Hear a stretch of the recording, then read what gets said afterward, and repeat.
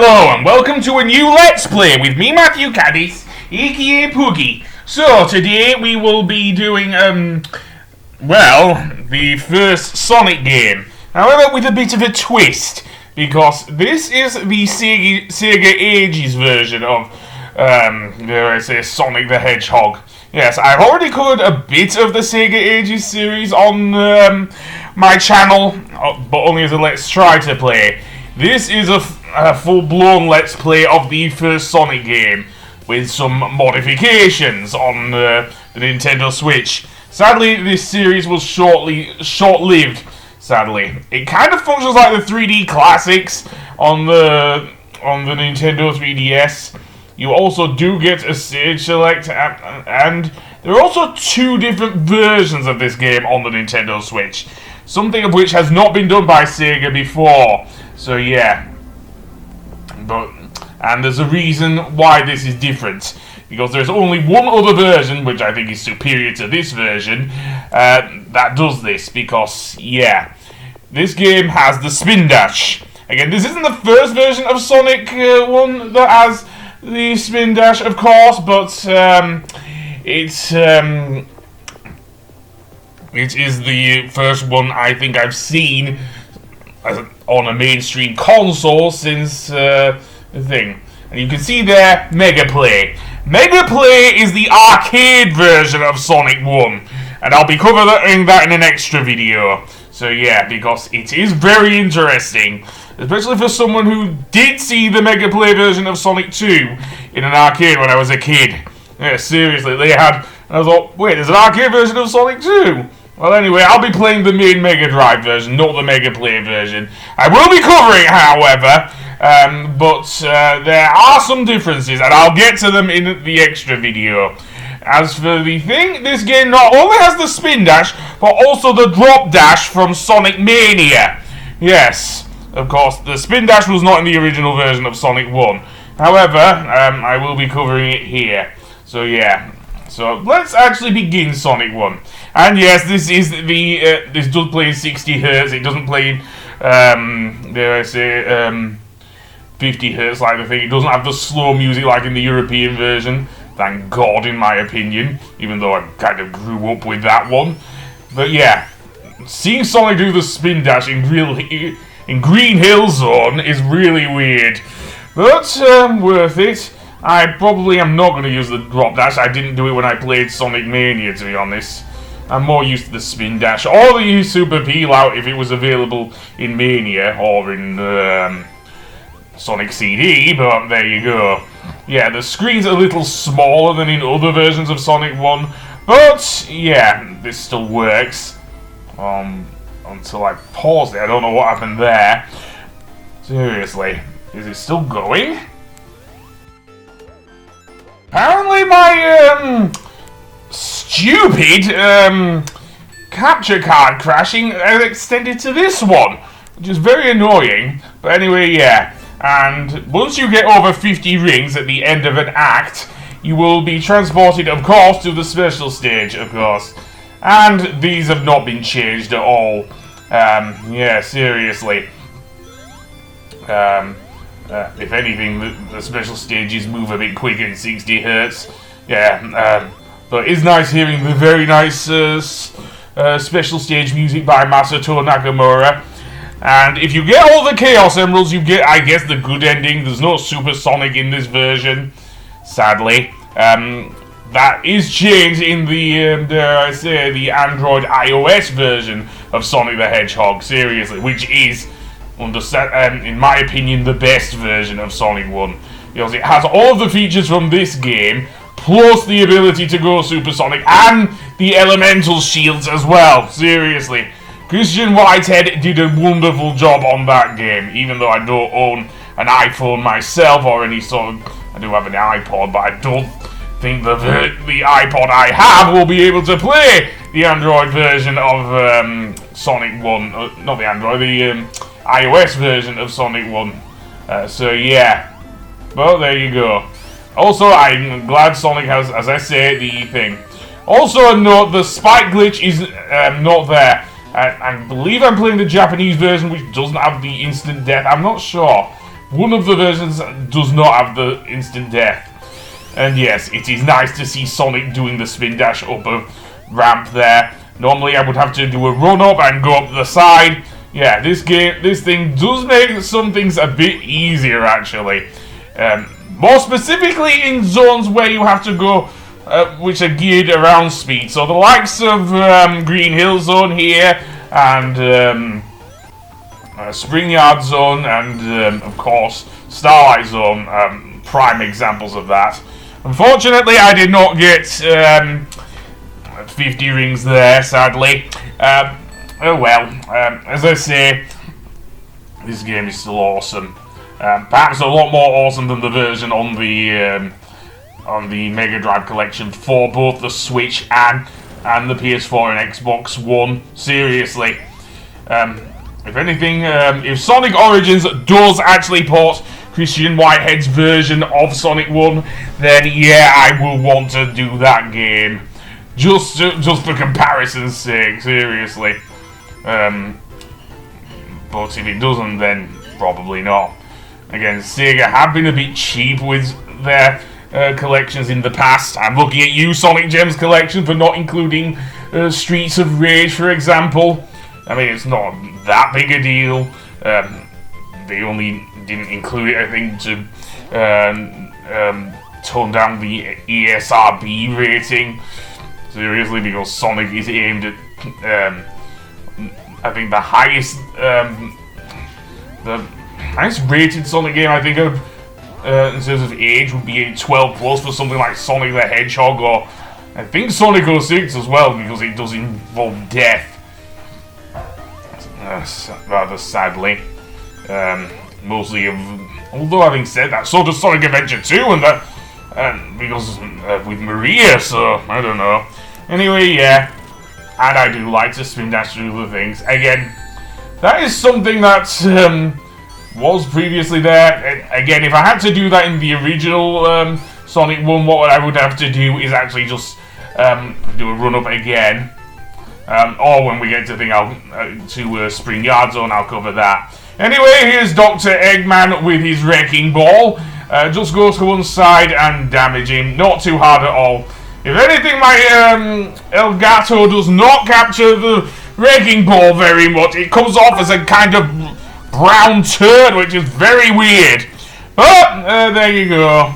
Yeah, hiding under the thing will keep you away from the giant wrecking ball, and then Eggy will just fly off. So yeah, and yes, I do like spin dashing in place there. Thankfully the physics do work for that. But there we go, we have completed Green Hill Zone. So the next level we will cover is of course Marble Zone. Oh god.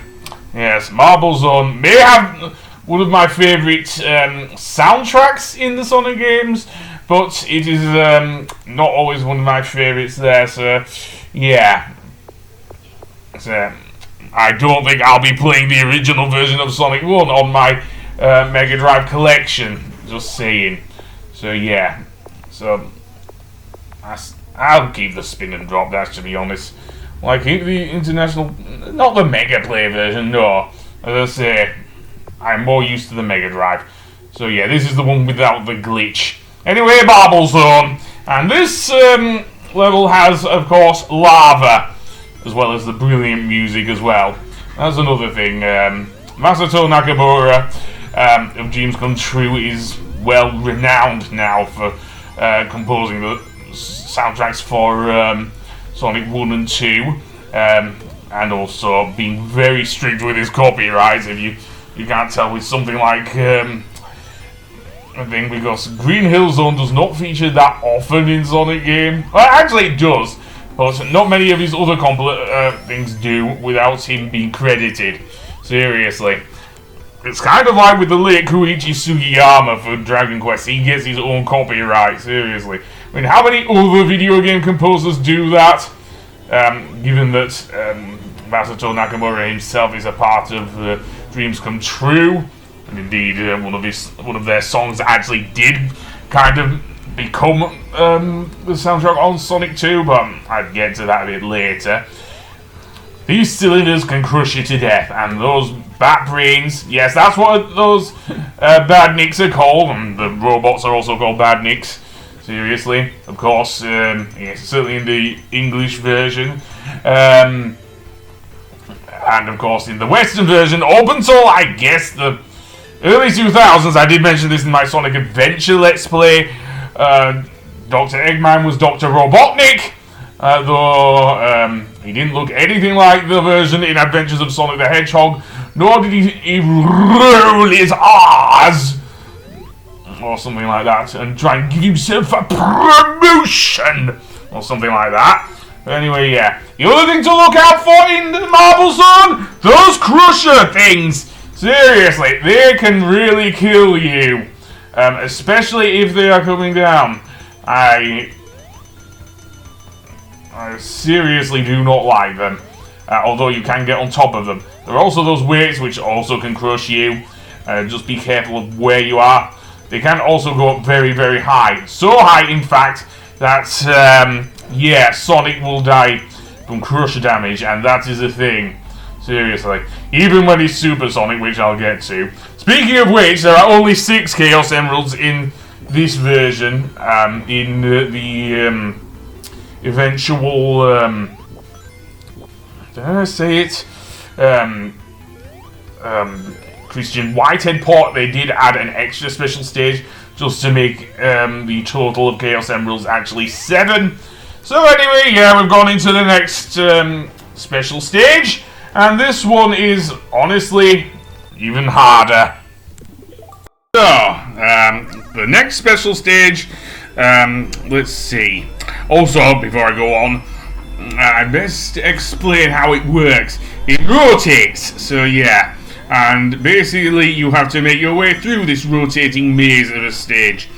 Hitting the R icons there will actually rotate it the other way, seriously, and that makes it a lot harder. Another thing of note, don't go towards the goals, because that will just exit you out of the special stage and makes it a lot harder for you to get all of the Chaos Emeralds. So yeah. And of course the pinball bumpers are here, which will bounce you in all manner of directions. Some of them can be a bit helpful, but not all. Seriously, so yeah. But other than that, yeah. Each of the Chaos Emeralds is usually surrounded by these diamond thingies. I don't know what they are, but yes. And at the center of most of them, not all, each one is different, of course. These stages do return in Sonic 4 Episode 1. Well, just I will not play that game anymore thanks to Sonic Mania. It is far the superior game, but anyway. But instead of that, you actually rotate the stage yourself, so kind of a Super Monkey Ball gimmick. Except Super Monkey Ball worked a lot better. And get to the Chaos Emerald that way. So yeah, so there are no more of those R things that go good. Yeah, not so good. Seriously, and you also have a time limit on those ones in Sonic 4 Episode 1. Also, if you manage to get 50 rings in a special stage, you get to continue, which helps when you die. Seriously. So these enemies on the ground, those are called caterpillars. Attack any part of their body other than their head, and they will split up into pieces and bounce all over the place. Seriously. And that includes with the Spindash. Seriously. Seriously. The Spindash is not immune to that. Again, fair dues. Seriously. And yeah, you do get invincibility frames. I remember seeing some gameplay of the... And there's an example. In fact, even if you spin dash into the head, the way it works, seriously, you still take damage because I spin dashed, even though I went into the head, I still went near the spikes, which honestly is a glitch with this version. I believe it's in other versions as well. I'm not sure about the Christian Whitehead version or the Sonic Jam version, but I certainly have heard about that, seriously. So yeah, if I had the fire shield from Sonic 3, yeah, Sonic 3, then I'd easily be able to go through the lava. This would make this level much more of a cakewalk for Sonic, seriously. And yeah, spin dashing does not work. I don't think using the drop dash would be a good idea either, seriously. But the breaks, I guess. You can get that shield there. Just jump at the end of the ledge there and you should be able to get it. Seriously. The lava will, I guess, help you upwards as well. So yeah. And then jump off there. And there we go. Jump off there and yes, I'm dancing to the music of it. Seriously, I do like Masato Nakamura's music. It is very iconic for a Sonic fan. Seriously. Anyway, that being said, let's go to the left here. And you can get a checkpoint there. And I think I did do a drop dash. A rather failed one, I might add, but still a drop dash! Seriously. So yeah, and I want to be careful of those fireballs, of course. The buzz bombers aren't that much of a problem, to be honest. As long as you time your jump well, which normally I can. It's one of the few things with any video game that I can do. But yeah. And I don't mind the zoomed out thing there. I will be doing Sonic 3 and Sonic and Knuckles. There is actually a HD version of Sonic 3 and Knuckles on Steam before the whole, well, dare I say, Michael Jackson problem reared its ugly head. Yeah. Or was it Brad Buxer that was the problem? I'm not sure. But either way, none of the Michael Jackson tracks in Sonic 3 made it in there, but there you go. Anyway, we have another special stage, but I think I might cover that in the next episode. Okay, maybe not. We will go to the special stage. So yeah, this one is interesting because this one has the Chaos Emerald in the central area. So yeah, however, it is much harder with all those bumpers and thingies in the way, seriously. So it's much harder to get to the Emerald that way, as you can see. But there you go. And yeah, thank goodness I used a save state, which has been the case with every single Sonic game since, well, the Sonic game, I can't even think now, the Mega Drive collection on the PS2, seriously. Yeah, seriously, and I still get thrown back to the things. That's how tough this is, folks. That's how tough this is, seriously. At least I'm not playing the Mega Drive Collection version. That has actually rewind, so you can actually correct your mistakes. Yeah, no, I've tried doing that. I didn't want to do that for a Let's Play, if you know what I mean, just in case I messed up and everything, and I kept using the rewind feature. You kind of saw that with Mean Bean Machine, actually, with Dr. Robotnik's Mean Bean Machine, because I did use that there. If only to reverse one of the annoying things, but yeah, it is there. Anyway, we've got the third Chaos Emerald, so on the next episode we will actually face the boss and head on to Spring Yard Zone. So I will see you then! Goodbye!